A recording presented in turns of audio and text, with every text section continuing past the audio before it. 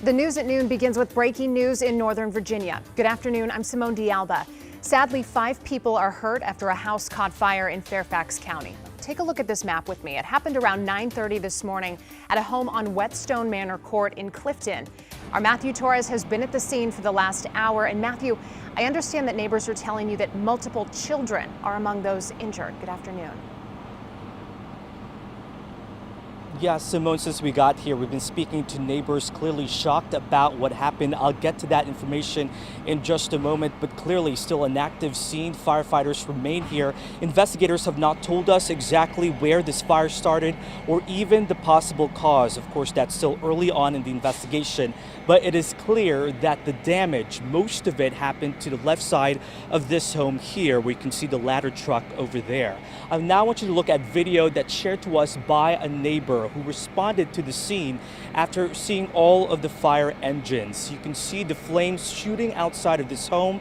He says he knew nothing about it until the response from firefighters here out on scene. You can see where neighbors started to run around trying to provide for some help.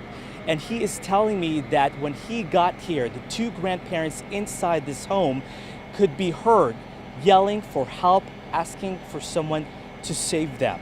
Now, firefighters have not told us the age of the victims, but we know 5 people have been transported to the hospital, 2 with life-threatening injuries. Those 2 in critical condition had to be rescued by firefighters because apparently they were trapped inside this home. And multiple neighbors are telling me that 4 children were involved in this home.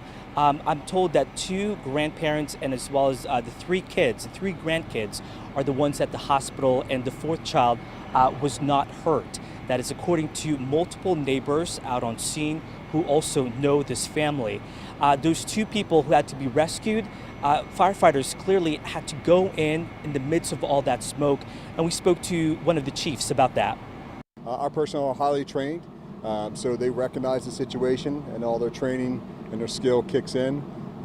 Obviously, they're still human, so it's very traumatic for them, but they performed at a very high level today, and I'm fortunate to report they were able to rescue 2 people from the structure.